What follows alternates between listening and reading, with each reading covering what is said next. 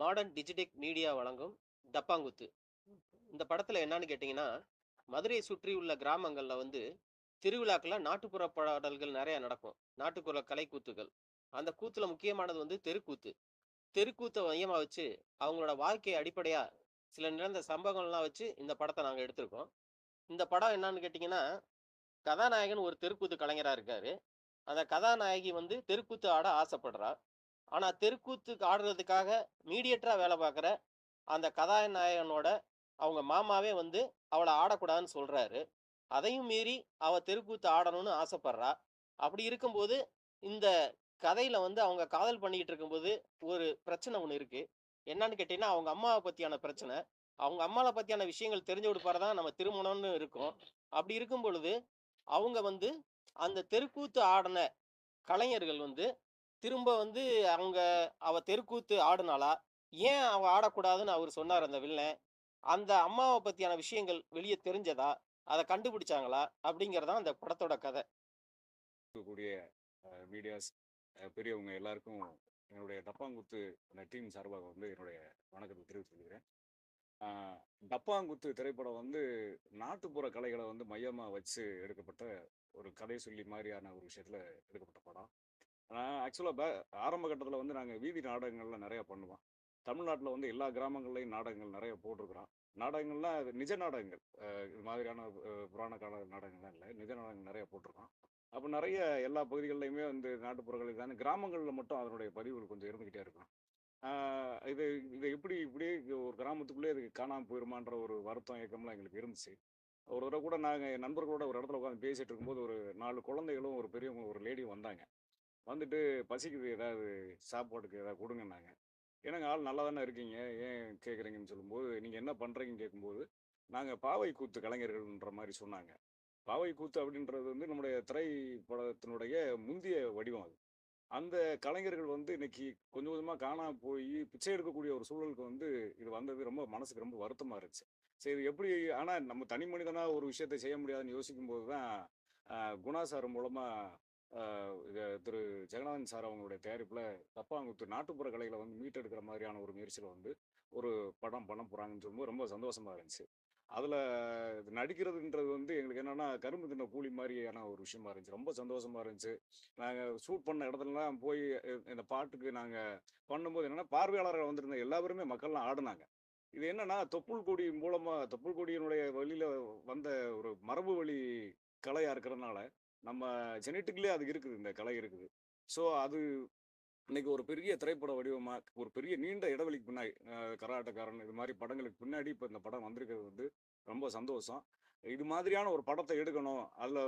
அத வந்து மக்கள் கொண்டு போய் சேர்க்கணும்னு சொல்லி இதுக்கு ஒரு முன்முயற்சி எடுத்த தயாரிப்பாளர் திரு ஜெகநாதன் சார், அதேபோல குணா சார், இயக்குனர் முத்துவீரா சார், இந்த இந்த படத்துக்கான ஒரு நடன வடிவத்த மிகச்சிறப்பா பண்ண தீனா மாஸ்டர் அவர்கள், அதே மாரி என்னுடன் சேர்ந்து இதுல பங்காற்றிய மேடம் தீப்தி மேடம், காதல் சுகுமார், அதே மாரி நெறைய கலைஞர்கள் இதில வந்து பங்கேற்றிருக்காங்க. அவங்க எல்லாருக்கும் இந்த நேரத்தில என்னுடைய நன்றிய தெரிவிச்சுக்கிறேன். தொடர்ச்சியா இது மாதிரியான படங்கள் வந்து மண் சார்ந்த படங்கள் நெறைய வரணும். அத நம்ம அடுத்த தலைமுறை கடத்துறதுக்கான ஒரு நல்ல வாய்ப்பா அத நம்ம எல்லாரும் சேர்ந்து அதில பங்காற்றணும்னு சொல்லி கேட்டுக்கிறேன். இந்த நிகழ்வுக்கு வந்திருக்கக்கூடிய அனைவருக்கும் என்னுடைய பணிவார்ந்த நன்றிகள். வணக்கம்.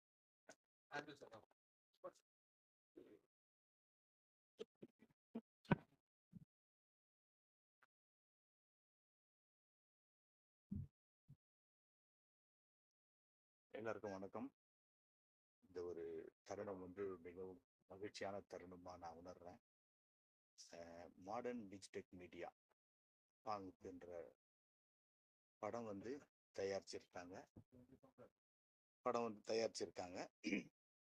அவங்களுடைய நோக்கம் என்னன்னா, இந்த கிராமத்து பாரம்பரிய கலைகள்லாம் அழியக்கூடாது. இது கொஞ்சம் கொஞ்சமா இல்ல, நிறைய ஒரு 90% கிட்ட அழிஞ்சு போச்சுன்றது தான் மிகப்பெரிய காரணம். ஸோ நம்மளுடைய தமிழ்நாடு, தமிழ் கலாச்சாரத்தினுடைய பாரம்பரிய கலை நிகழ்ச்சிகள் அழியக்கூடாதுன்றதுக்காக தான் இந்த படத்தை முழுக்க முழுக்க தயாரிச்சிருக்காங்க. ஆஹ் இவங்க நிறைய பேர் வந்துட்டு இவங்க வந்து லிஸ்ட் பண்ணியிருக்காங்க. அதாவது கிராமத்தை சேர்ந்தவங்க இந்த கலை நிகழ்ச்சியுடைய இது ஸோ அப்படிப்பட்ட ஒரு கதையில வந்து நான் வந்து ஒரு வில்லனா பண்ணியிருக்கிறேன். ஆ இப்ப பார்த்தீங்கன்னா, இந்த 2K கிட்ஸ்க்கெல்லாம் அது தெரியாது.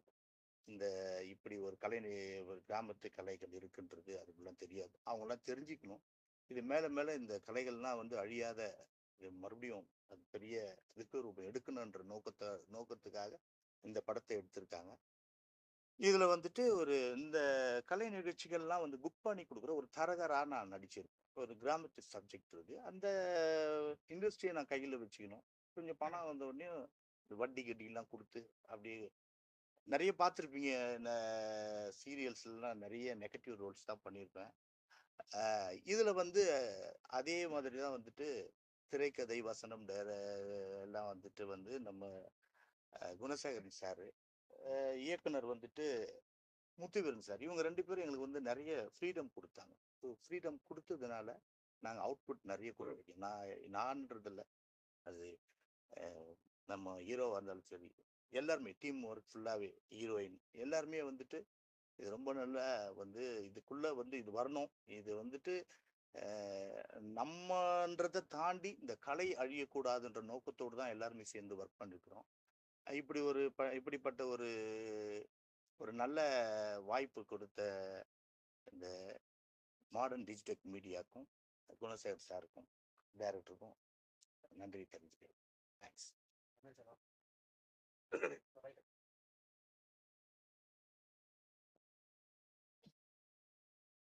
எல்லாருக்கும் வணக்கம். முத்து வீராவும் குணாவும் எங்களோட டீம்ல தான் ரொம்ப நாளா ஒர்க் பண்ணிட்டு இருந்தாங்க. அப்படி இருக்கப்ப முத்து வீராவுக்கு ஒரு வாய்ப்பு கிடைச்சிது. இந்த வாய்ப்பு கிடைச்சதுல என்னன்னா 15 பாடல்களை ரேண்டமா எடுத்துக்கிட்டு அதுக்கு ஒரு கதை பண்ணணும். ஸோ இந்த இந்த பாட்டு எங்க வரணும், இது எங்க வரணும், அதுக்காக ஒரு கதையை பண்ணணும். அப்படி ஒரு கதையை வந்து முத்துவும் குணாவும் சேர்ந்து தேர்ந்தெடுத்து பண்ணாங்க. அது இல்லாமல் இந்த 15 பாடல்கள் வந்து ரெக்கார்ட் பண்ணுறதுன்றதே பெரிய விஷயம். இந்த 15 பாடல்களையும் ஷூட் பண்ணி அதுக்கான நடனத்தெல்லாம் அமைச்சு அதை பண்ணாங்க. அது இல்லாமல் ஒரு பாட்டில் வந்து 45 நதிகளை வந்து ஸ்ட்ரைட்டாகவே ஷூட் பண்ணிட்டு வந்தது. அது ஒரு பெரிய விஷயம்தான். சங்கர் சார் வந்து உலக அதிசயங்கள் எல்லாத்தையும் ஒரு பாட்டில் காமிச்சார். அதுமாரி நம்ம தமிழ்நாட்டில் ஓடுற எல்லா நதிகளையும் வந்து ஒரு பாட்டில் காமிச்சிருக்காங்க. அது ஒரு நல்ல முயற்சி தான். இந்த மாதிரி ஒரு சின்ன பட்ஜெட்டில் எடுக்கப்பட்ட இந்த படத்துக்கு நீங்களாம் ஆதரவு கொடுக்கணும். இந்த படத்தை வெற்றிகரமாக நல்ல வெற்றி படமாக ஆக்கி கொடுக்கணும்னு கேட்டுக்கிறேன். நன்றி. எல்லாருக்கும் வணக்கம்.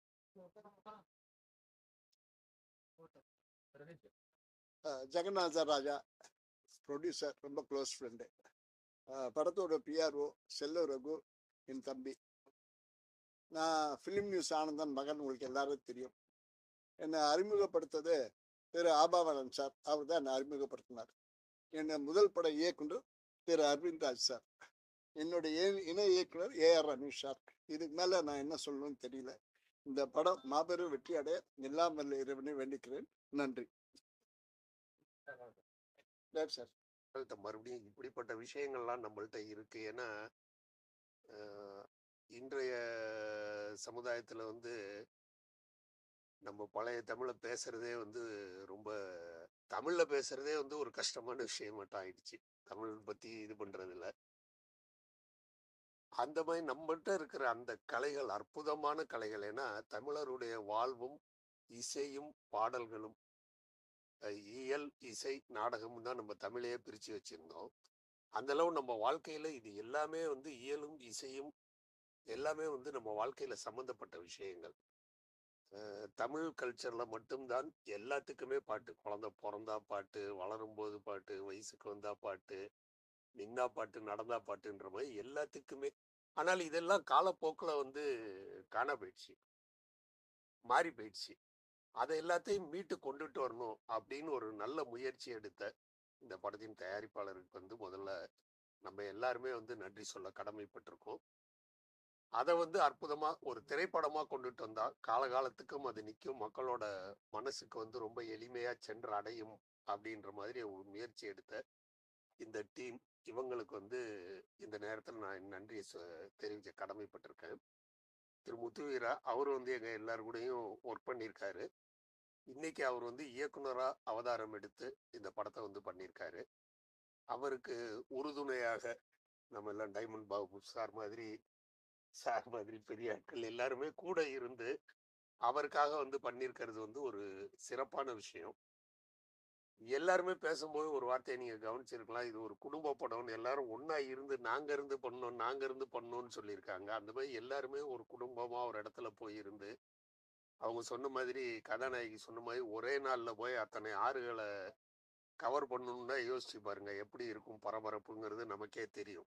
போகணும், இறங்கணும், ஷாட் எடுக்கணும், கிளம்பு அடுத்தது அங்க போ எடு இங்க எடு அப்படின்னு அந்த மாதிரி ஒரு பரபரப்பா அது அற்புதமா வந்து அது கூட வந்து பேரையும் போட்டிருக்காரு டைரக்டர். அது ரொம்ப நல்ல விஷயம். ஏன்னா இன்னைக்கு பல ஆறுகளை வந்து நம்ம பார்க்க முடியாம போயிடுச்சு.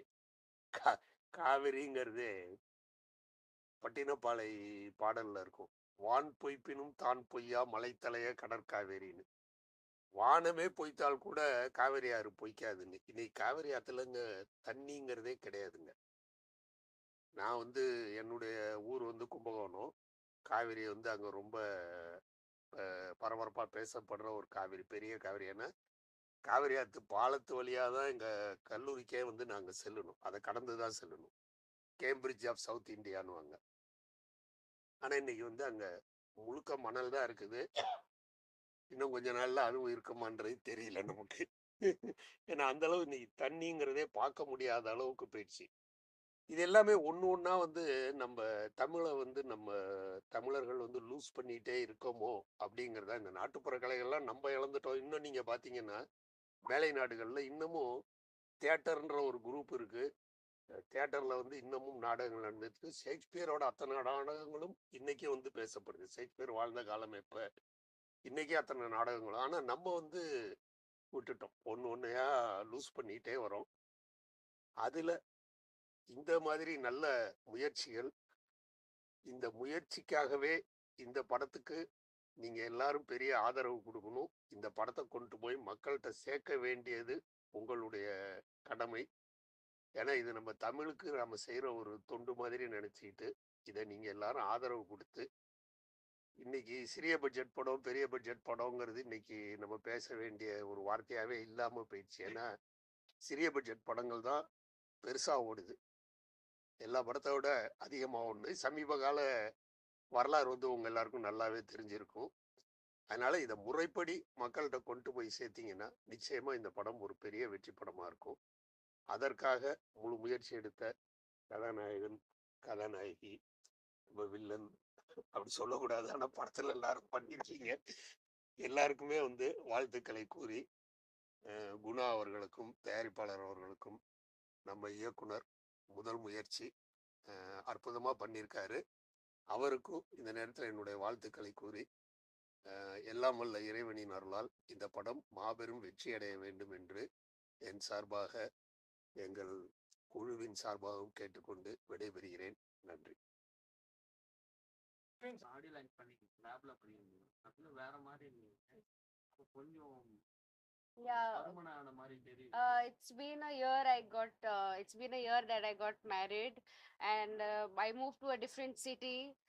நிறைய விஷயம் சேஞ்ச் ஆச்சு. நம்ம வீட்டில் இருக்கும்போது நம்ம நிறைய ருட்டீன்ஸ் ஃபாலோ பண்ணுவோம். அங்கே போயிட்டு நம்ம வீட்டில் எல்லாரும் நம்மளை டேக் கேர் பண்ணுவாங்க. அடுத்தவங்க வீட்டுக்கு போனதுக்கு நம்ம தான் எல்லாரையும் டேக் கேர் பண்ணணும். நிறைய ரெஸ்பான்சிபிலிட்டிஸ் வந்துடும். அப்புறம் நம்ம டேக் கேரை மறந்துடுவோம் கம்ப்ளீட்லி. ஸோ நார்மல் எவ்ரி உமனோட லைஃப் மாதிரி தான் என் லைஃபும். கொஞ்சம் வெயிட் போட்டேன், கொஞ்சம் ஹெல்த் இஷ்யூஸும் இருந்துச்சு. So I am coming back to shape. I am trying my best to come back to shape. படத்துல ஒரு பாட்டு வச்சாவே நிறைய பேர் வந்து எழுந்து போயிடுறாங்க. சரிங்களா, தம் அடிக்கிறதுன்னு சொல்றாங்க. வைலன்ஸ் பாட்டு தாங்குமா?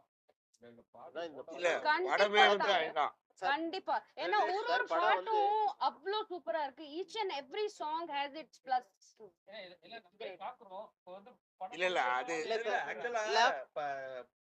பாடல் மூலமா தான் கதையே வந்து நீங்க சொல்லுங்க சார். அதாவது படம் சார், படத்துல வந்து இப்ப தெருக்கூத்து வந்து கூத்துங்கிற நாட்டுப்புற கலைகள் வந்து தெருக்கூத்து வந்து இடத்துக்கு இடம் மாறுபடும். ஒரு விஷயம் என்னன்னு கேட்டா மியூசிக்கும் சரி அந்த கூத்தும் சரி. இப்ப நம்ம ஒரு சைடு பார்த்தோன்னா அந்த கட்டக்கூத்து அந்த மாதிரி புராணங்கள் சம்மந்தப்பட்டு அதை பேஸ் பண்ணி கோயில் சம்மந்தப்பட்டது, அதாவது அந்த சாமி அந்த கூத்து அதுவும் கொஞ்சம் ரிலேட்டிவா இருக்கும். இப்ப நம்ம பண்ணியிருக்கிறது வந்து என்டர்டைன்மெண்ட். அது பொழுதுபோக்குக்காக சாமி சம்மந்தப்படாம ஒரு கூத்து நடக்கும். எல்லா இடத்துலயும் பார்த்தீங்கன்னா, இப்போ நம்ம ஒரு கரகம் சொடிக்க போயிட்டு இருப்பாங்க. சாமி தூக்கிட்டு தெருவுக்கு போயிட்டு இருப்பாங்க. ஆனா கூத்து அங்கங்க நடந்திருக்கும். அந்த கூத்துக்கும் சாமியோட கதைக்கும் ரிலேட்டிவ் இருக்காது. அப்ப அந்த இது வந்து ஃபுல்லா என்டர்டைன்மெண்ட்டா இருக்கும். என்டர்டைன்மெண்ட்டா இருக்கிறதுனால வந்து நம்ம எவ்வளவு பாட்ட வேணாலும் வச்சாலும் அவங்க கண்டிப்பா பார்ப்பாங்கன்ற நம்பிக்கை. அதுல பார்த்தீங்கன்னா, சில காமெடி எல்லாம் பண்ணியிருக்கிறதுனால அது கண்டிப்பா வந்து ஏன்னா இது வந்து கூத்துங்கிறது வந்து ஒரே த்ரோட்டா நம்ம படத்துல வர்றது மாதிரி கன்டினியூவா வந்து பாட்டு இருக்காது. அது ஒரு சாங் ஸ்டோரி. போகும், அப்புறம் ஒரு டயலாக்ஸ் இருக்கும், அப்புறம் அவங்க காமெடி பண்ணுவாங்க, அப்புறம் ஒரு டயலாக் இருக்கும். இப்படி போறதுனால அது ஃபுல் என்டர்டைன்மெண்ட்டா இருக்கும். அதனால கண்டிப்பா பார்ப்பாங்க அத படம். சென்னையிலே கூத்துல பாக்குறோம் சார். ஆமா. சரிங்களா? அதுல வந்து நிறைய பேர் பாத்தீங்கன்னா 18+ தான் வந்து நிப்பாங்க. Yes sir. 18+. 18+ ஓகே. சரிங்களா? அதுதான் நிப்பாங்க. ஏன்னா அது மாதிரி விஷயம் உள்ள நடக்குது. ஆமா. இப்போ நீங்க அதெல்லாம் வச்சிருக்கீங்களா? சென்சார் என்ன சொன்னாங்க? இல்ல அந்த மாதிரி வைக்கல. ஏன்னு கேட்டேன்னா எங்க கம்பெனிலயே அந்த மாதிரி சொல்லிட்டாங்க. டபுள் மீனிங் இருக்கக்கூடாது. ஏன்னா நம்ம வந்து நிறைய Family பாடல்கள் வந்து இந்த மாதிரி நாட்டுப்புற கலைகள், நாட்டுப்புற பாடல்கள்லாம் நிறைய பதிவா நம்ம நிறைய பண்ணி வச்சிருக்கிறோம். திரும்ப நீங்க இந்த இது பண்ண போகும்போது அந்த மாதிரி தொடர்ந்து பண்ணிராதீங்க. அதுல வேற ஏதாவது உங்களுக்கு இன்ட்ரெஸ்டிங்கா ஏதாவது பண்ணணும் அப்படின்னு நினைச்சா பண்ணுங்க. ஒரு காமெடி உள்ள வைங்க. காமெடியா செய்யுங்க. ஒரு கோமாளிங்கிற ஒரு கேரக்டர் உள்ள இருக்குது. இந்த மாதிரி விஷயங்கள் பண்ணி அதை என்டர்டைன்மெண்ட் பண்ணுங்க. டபுள் மீனிங்கும் இந்த மாதிரி கிளாமரும் வைக்காதீங்கட்டாங்க. அதனால தான் எங்களுக்கு யூவி சர்டிஃபிகேட் கொடுத்தாங்க. பெரிய படங்கள் ஹீரோக்கள் தெரிஞ்ச முகமா இருந்தாதான் திரையரங்குகள் கொடுக்குறாங்க. ஆமா. நீங்க எடுத்திருக்கிறது ரொம்ப நாள் கழிச்சு இப்போ டிக்கெட் எல்லாம் வந்துருக்கு. ஆமா. உங்களுக்கு தேட்டர் கொடுப்பாங்களா கொடுக்க மாட்டாங்களா? நீங்க ரிலீஸ் பண்ணா எத்தனை நாள் ஓடும்? இல்ல ஏன்னா இன்னைக்கு தேட்டர் கிடைக்கதே இல்லை. இப்போ இந்த மாதிரி படங்கள்லாம் நீங்க செலவு பண்ணி இவ்வளவு ப்ரெஸ் மீட்லாம் வைக்கிறீங்க. வைக்கும்போது என்னன்னா எங்களுக்கு சில நேரங்கள்ல மனசு கஷ்டமாக இருக்கு. என்னடா இது இவ்வளவு செலவு பண்ணி ஒரு ஹீரோ மனசுல நினைச்சுப்பாரு, ஹீரோயின் நினைச்சிருப்பாங்க நம்ம படம் வெளியில தெரியணும்னு. ஆனா தேட்டருக்கே வரதே இல்லையே. ஆனா பெரிய பெரிய ஆட்களை கூப்பிட்டு உட்கார வைக்கிறீங்க. அவங்களாம் என்ன முயற்சி எடுத்தாங்கன்னு நீங்க கேட்டிருக்கீங்களா? இல்ல நம்ம முயற்சியெல்லாம் அவங்கவங்க ஒவ்வொரு சைடுல ஏதாவது பண்ணிட்டு தான் இருப்பாங்க. அப்படியெல்லாம் வந்து ஒரு விஷயம் வந்து இப்போ ஒரு தாலாட்டுன்னு வச்சுங்களேன். தாலாட்டு கேட்காம உலகத்துல யாருமே இருக்க மாட்டாங்க. அதே மாதிரி தான் அந்த நாட்டுப்புற கலைகள் வந்து எல்லாரோட மனசுலயும் இருக்கும். அது அவங்களுக்கு பர்சனலா அவங்களுக்கு சில விஷயங்கள் வரப்போகும்போது அவங்க சப்போர்ட் பண்ணுவாங்க. ஆனா வாய்ப்பு இருக்கா? சார் தியேட்டர்ல படம் வரும். அந்த காலத்துல இருந்தே இருக்காங்க. இல்ல தியேட்டர்ல கண்டிப்பா கண்டிப்பா தியேட்டர்ல வந்து அவங்களாம் தெரியும். இந்த மாதிரி படங்கள்லாம் எங்க இருக்குன்னு தெரியும். எந்த நிலைமையில நிக்கும்னு தெரியும். இல்ல கண்டிப்பா தியேட்டருக்கு வரும் சார். அதுல எந்த மாற்றம் கிடையாது. இன்னொரு விஷயம் என்னன்னு கேட்டீங்கன்னா, இது மக்கள் பெரிய ஆதரவு தருவாங்கிற நம்பிக்கையில நாங்க எடுத்திருக்கோம். அத வந்து கண்டிப்பா அது ரெகக்னைசேஷன் பண்ணிட்டாங்கனாக்கும், அது வந்து எங்களுக்கும் அந்த நம்ம நாட்டுப்புற கலைகளுக்கும் உள்ள ஒரு அங்கீகாரமா நாங்க அத ஏத்துக்குவோம். ஆனா எங்களோட திருப்திக்கு அத கம்பெனிலயே அப்படித்தான் பண்ணுவாங்க. படங்கள் நீங்க அவங்களோட கம்பெனி பாடல்கள்லாம் பார்த்தீங்கன்னா, நெறைய படங்கள்ல அந்த பாடல்கள யூஸ் பண்ணியிருப்பாங்க. இப்ப கண்டா வர சொல்லுங்க அந்த சாங்லாம் பார்த்தீங்கன்னா, அவங்களோட பாடல்கள்ல யூஸ் பண்ணியிருப்பாங்க. அதுக்கு மேல பருத்தி வீரன்ல நெறைய பாட்டு யூஸ் பண்ணியிருப்பாங்க. அந்த மாரி விஷயங்கள்லாம் நெறைய இருக்கிறதுனால, அவங்க கான்ஃபிடென்ட்டா வந்து சரி பண்ணு இந்த பாடல்கள்லாம் ரீச் ஆகும் அப்படின்னு அவங்க சொல்லியிருக்காங்க.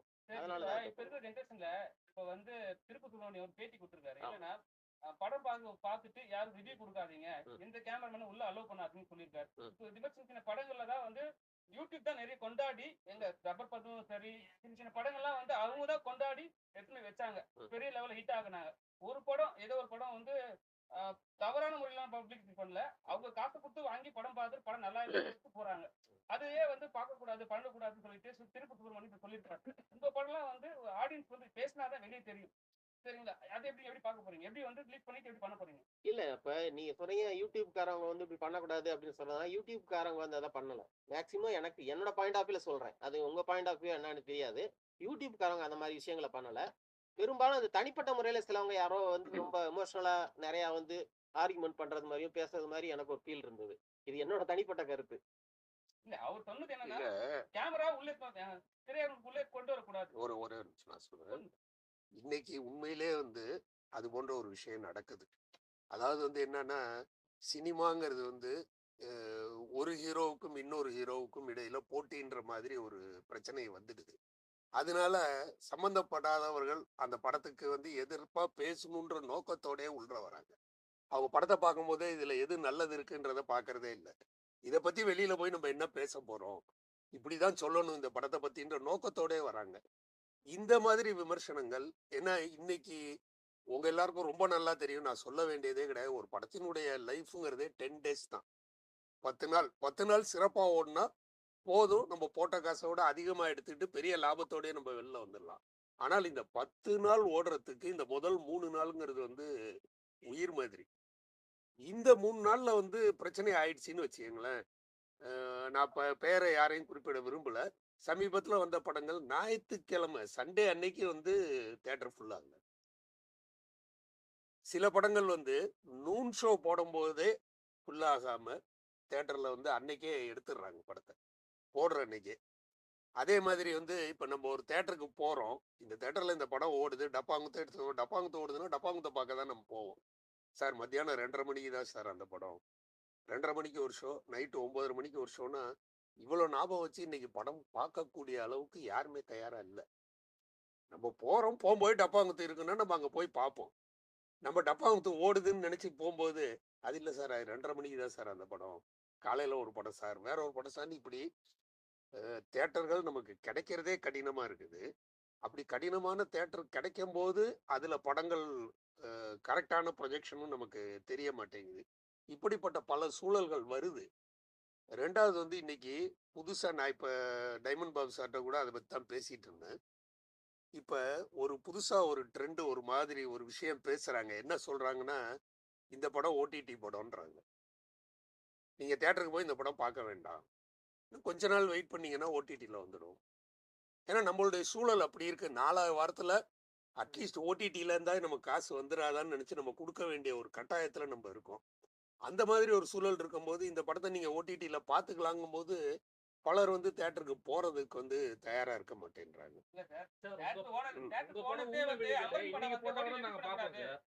இல்லை இல்லை, நான் எல்லா படத்துக்குமே என்ன படம் இருக்கு இது வருது சார். இப்போ லப்பர் பந்து வந்து ஓடலையா? ரப்பர் பந்து விட்டுருங்க சார். ஓடலையா? கங்கோவே அடுத்த வாட்டி போட்டா பாப்பாங்கன்னு நீங்க நினைக்கிறீங்களா? இல்லை, இன்னைக்கு அந்த செகண்ட் லைஃபுங்க அதான் நான் சொன்னேன். 10 நாள் தான் இன்னைக்கு ஒரு படத்தினுடைய லைஃபுங்கிறதுன்னு சொல்லிட்டேன். ஏன்னா நம்ம வந்து ஊமையில் பண்ணும்போது 5 தேட்டர் தான் பண்ணணும். இன்னைக்கு வந்து இப்போ 1000 தேட்டர் எடுத்தோடனே நம்ம இறக்குறோம், ரெவின்யூ வந்துடுது உங்களுக்கு.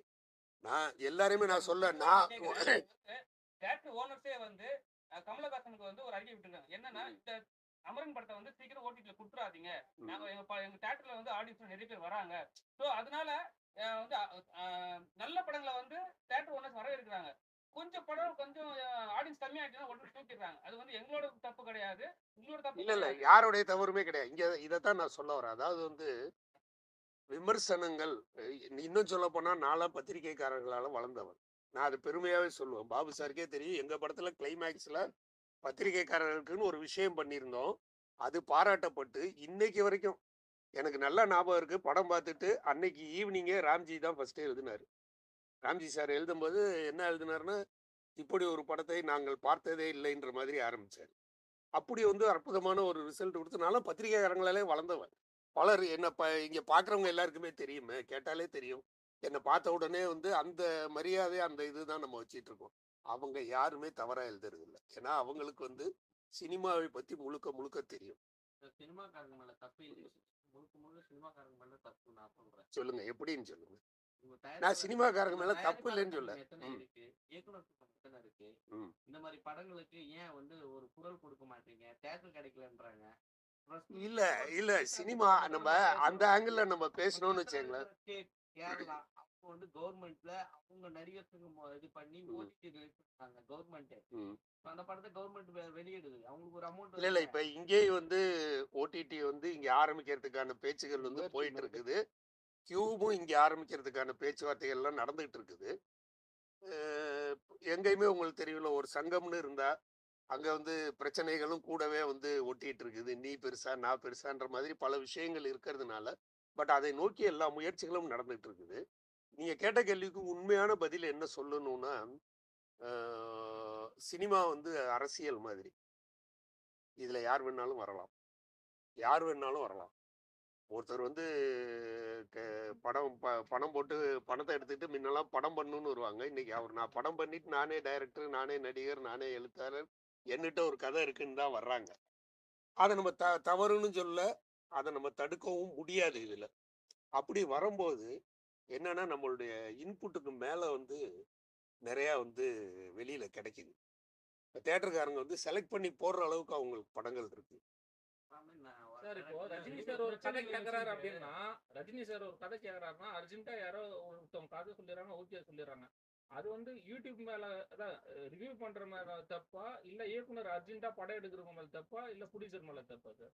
அர்ஜென்டா ஒரு படம்னு கிடையாதுங்க. இப்ப ஒரு படம்னா டைரக்டர் மட்டுமே ரெஸ்பான்சிபிலிட்டின்னு எடுக்க முடியாது. நீங்க காசு போடுறவர்னு வச்சுக்கோங்க. நீங்க வந்து ஒரு விஷயத்த சொல்லுவீங்க. நான் உங்க மனசும் கோணக்கூடாதுன்னு பண்ணணும். என்கிட்ட படத்த பார்க்குறவங்க ஒரு ரிவ்யூ சொல்லுவாங்க. சார் போன படம் இதே மாரி தான் சார் இருந்தது. சரியா போல சார். இத கொஞ்சம் கரெக்ட் பண்ணுங்கன்னுவாங்க. ஏனால் நான் எனக்காக பண்ணல. எல்லாரோட இதுக்கும் ஓரளவு காம்பன்சேட் பண்ணிட்டு, அதே நேரத்தில் நானும் அதுல தெரியணுங்கிற முயற்சிகள எடுத்து, இவ்வளோ போராட்டங்கள் பண்ணித்தான் வந்து ஒரு படத்த வெளியில கொண்டுட்டு வர வேண்டியிருக்கு. ஏன்னா, இது வந்து ஒருத்தருடைய தனிப்பட்ட முயற்சின்னு நம்ம சொல்ல முடியாது. இல்ல ஒரு பெரிய ஒரு கதை கேட்ட உடனே ஸ்கிரிப்ட் ரெடி பண்ணாத போயிட்டு அது யாராலயுமே பண்ண முடியாது. ஒரு கதைய கேட்டு இது நல்ல கதையா, கெட்ட கதையாங்கிறது நம்மளால வந்து ஜட்ஜ் பண்ணவே முடியாது. இன்னைக்கு வரைக்குமே. ஏன்னா, பல படங்கள் ஓடாதுன்னு சொன்ன படங்கள் வந்து ஓஹோன்னு ஓடியிருக்கு. ஓடுன்னு சொன்ன படங்கள் வந்து பெரிய எதிர்பார்ப்போட வந்த படங்கள் வந்து போறதில்ல. இது எல்லாத்துக்கும் என்னுடைய சின்ன இது என்னன்னா, இது எல்லாத்துக்கும் ரீசன் வந்து உள்ள வரும்போதே நம்மளுடைய ஜட்ஜ்மெண்ட் வந்து கரெக்டா வேணும். படம் தயாரிக்கிறவர்களும், படம் இது பண்றவங்களும் பார்த்துட்டு, இவரால பண்ண முடியுமா? இப்ப நான் போறேன். நான் போய் வந்து நான் ஒரு பெரிய இயக்குனர் பேர சொல்லி, நான் அவர்ட்ட உதவியாளரா இருந்திருக்கேங்க. எனக்கு ஒரு வாய்ப்பு குடுங்க. அப்படின்னு சொன்னா, உடனே எனக்கு வாய்ப்பு குடுக்கக்கூடாது. நாங்க உதவியாளரா இருந்தேனான்னு கூட செக் பண்றது கூட கிடையாது இன்னைக்கு. அதே மாரி நான் ஒரு நல்ல கதை சொல்லிட்டேன். அப்படின்னு அற்புதமா கதை சொல்றார் சார். கதை சொல்றார் சார். ஆனா இந்த கதையை ஸ்கிரீன் பிளேயா பண்ணி அவரால பண்ண முடியுமான்னு யாரும் பார்க்கறது கிடையாது. எங்கேயுமே அந்த செக்கிங்கிறதே சினிமால இல்லாமல் போனதுனால முழுக்க முழுக்க இண்டிவிஜுவல் ரெஸ்பான்சிபிலிட்டி ஆயிடுச்சு. அப்ப நம்ம போராடித்தான் பண்ண வேண்டியிருக்கு. 2வது வந்து ஒரு காலகட்டம் தாண்டிட்டீங்கன்னா, இன்னைக்கு யங்ஸ்டர்ஸ் இன்னைக்கு படிச்சுட்டு வராங்க சார். கிட்டத்தட்ட வந்து ஒரு ஒரு கல்லூரியிலேருந்தும் விஸ்காம்னு படிச்சுட்டு வரவங்க, விஸ்காம்னு படிக்க போறவங்க எல்லாருமே வந்து சினிமாவுக்கு வரணுன்ற நோக்கத்தோட தான் படிக்க போறாங்க. பட் அங்க இருக்கிற கரிக்குலமே நீங்க பார்த்தீங்கன்னா, சினிமாவுக்கான இது அங்க இருக்குதான்னு கேட்டீங்கன்னா கிடையாது. விஸ்காம்ல குடுக்குற அந்த இதுவே வந்து நம்ம சினிமாவுக்கு ஏத்தாதான்னு சொன்னீங்கன்னா, உங்களுக்கு அதுல கிடையாது. பட் அதுல படிச்சுட்டு வரவங்க ஃபுல்லா கிட்டத்தட்ட வருடத்திற்கு 6000 பேர் வெளில வராங்களாம். இந்த 6000 பேர்ல ஒரு 3000 பேராவது வந்து சினிமாவுக்குன்னு வர்றாங்க. ஏற்கனவே நம்ம பெரிய திரை இயக்குனர்கள் சங்கத்துல பார்த்தீங்கன்னா, கிட்டத்தட்ட தமிழ்நாடு இயக்குனர்கள் சங்கத்துல 1000க்கு மேல வந்து மெம்பர்ஸ் இருக்காங்க. இந்த 1000 பேருக்கும் குடும்பம் இருக்கு. 1000 பேரும் வாழணும். 1000 பேரும் சாப்பிடணும்னா, 1000 பேரும் ஒர்க் பண்ணி ஆகணும். ஒரு 500 பேரு டைரக்டர்னே வச்சுக்கங்களேன். வருஷத்துக்கு வந்து 500 படம் வெளிய வரணும். இது எதுவுமே நம்ம கையில பாசிபிளான விஷயங்களே கிடையாது. தமிழ் சினிமால தமிழ் டைட்டில் வச்சா அது வரி விலக்கு வந்து இப்பயும் அவங்க ஆட்சி தான் பண்ணிட்டு இருக்காங்க. நீங்க கேக்குறீங்களா வரி விலக்கு கேட்டுட்டாங்களா? இந்த மாதிரி சின்ன படங்கள் வரி விலக்கு இருந்தா தான் அவங்களுக்கு போட்டதுக்கு எக்ஸ்ட்ராவும் இல்ல வரி விலக்கு சில படங்களுக்கு குடுக்குறாங்க. அதாவது வந்து ஆதரவா இருந்தா ஆட்சிக்கு ஆதரவா கேக்குறேன்.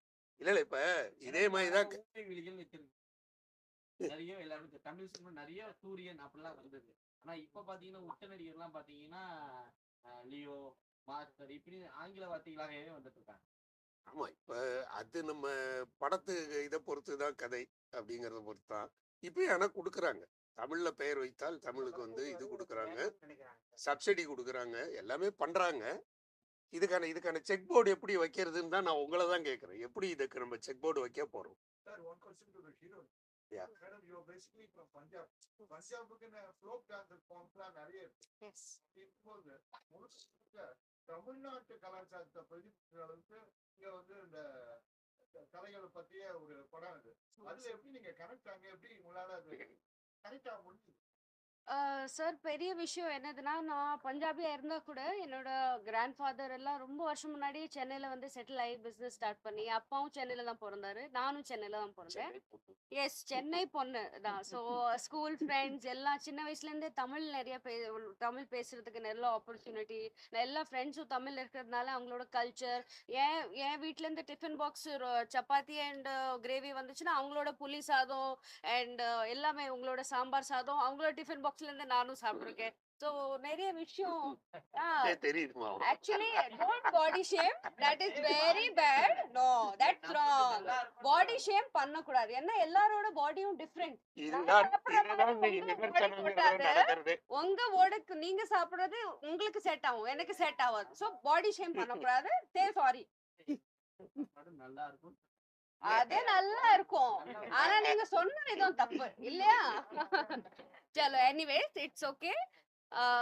So yeah, that's the thing, sir. So சின்ன வயசுல இருந்து அந்த கல்ச்சர் தெரிஞ்சனால எனக்கு ரொம்ப ஈஸியா இருந்துச்சு. But it was difficult, but with practice I did it. Thank you. அது இன்னைக்கு தியேட்டர் எங்க தெரியும். Okay sir. Sure. ஆனா இதுதாங்க நான் கடைசியா சொல்லிடுறேன். நான் விமர்சகங்களை வரவேற்கிறேன். விமர்சனத்துல தப்பே கிடையாது. விமர்சனம் எப்படி இருக்கும்னா, நான் அடுத்த படம் பண்ணும்போது இதை விட என்னை ஊக்குவிக்கிறபடியா இருக்கணும். நீ இந்த இடத்துல தப்பு பண்ணியிருக்க, இந்த இடத்துல தப்பு பண்ணியிருக்க அப்படின்னு என்னை சுட்டி காட்டுற சார், விமர்சனங்களை அப்ப மக்களே நான் சொல்லும்போது வரவேற்கிறேன். மக்களே சொல்லும்போது தாராளமா நம்ம கேட்டுதான் ஆகணும். உங்க படம் ரொம்ப நாளா நீங்க எடுத்துன்னு இருக்கீங்க. எப்போ ரிலீஸ் பண்ண போறீங்க? ஏன்னா, விரைவில் நீங்க விமர்சனம் கேக்குறீங்க, நான் விரைவில். பண்றேன். இல்ல அதான் விமர்சனங்கிறது இது விமர்சனம் கிடையாது. இது கரெக்டான இல்ல, கேள்வி இல்ல, இது. இல்ல, இல்ல கேள்வி இதுக்கு நான் பதில் சொல்ல வேண்டிய ரொம்ப நாளா நான் எதிர்பார்க்கணும் சார். அல்ல அதான் பதில் சொல்ல வேண்டிய பொறுப்புல நான் சொல்றேனே. இப்போ உங்க பொண்ணு வச்சு ஒரு படம் பண்ணீங்க, ஆமா, அது எப்போ ரிலீஸ் பண்ண போறீங்க? ஏன்னா அது ஒரு எங்க வருது? அற்புதமான கதை அது. நீங்க வந்து அற்புதமான மேட்ரு தான். பண்ணீங்க. அதாவது நான் தான் முதல்ல அதை பண்ணுனேன். அதாவது ஒரே ஆர்டிஸ்ட்டை வச்சு படம் தமிழ்ல பண்ணது நான் தான் ஃபர்ஸ்ட் பண்ணுனேன். அதை வெளிப்படுத்தக்கூடிய சந்தர்ப்பங்கள் நமக்கு கிடைக்கல. அதைத்தான் நான் சொல்றேன். இதுக்கு எங்க அதாவது எனக்கு வந்து கதையை பண்ண தெரியுது, அதை எடுக்க தெரியுது, அதை எப்படி கொண்டு போய் சேர்க்கறதுங்கிறது எனக்கே தெரியல. இவ்வளவுக்கு எனக்கு 40வது வருஷம் இது சினிமால. எனக்கே தெரியல என்ன காரணம்ங்கிறது நமக்கு புரியல. Okay sir. அதனால விமர்சனங்களை வந்து நான் வரவேற்கிறேன். விமர்சனங்களை பண்றவங்களையும் நான் வரவேற்கிறேன். அது தவறு கிடையாது. பர்சனலான விமர்சனங்கள் எதுவுமே வேண்டாம். அட்லீஸ்ட் அந்த 3 நாள் ஃப்ரீயா விடுங்க. 3 நாளைக்கு அப்புறம் 4ஆவது நாள்ல இருந்து என்ன வேணாலும் செய்யலாம். அது என்னுடைய ரெக்வஸ்டா நான் சொல்றேன். ஏன்னா இந்த 3 நாள்ல வந்து போதும். ஒரு படம் ஓடுறதுக்கு அந்த 3 நாள் போதும். அதுல வர்ற வருமானத்தை வச்சுட்டு நம்ம இது பண்ணிடலாம். அதே மாதிரி பர்சனல் விமர்சனங்கள் எங்கேயுமே வேண்டாம். பர்சனல் லைஃப் எல்லாருக்குமே பல பிரச்சனைகள் இருக்கும், பல இது இருக்கும். அதை நம்ம பத்தி கண்டுக்கவே வேண்டாம். நன்றி, ரொம்ப நன்றி.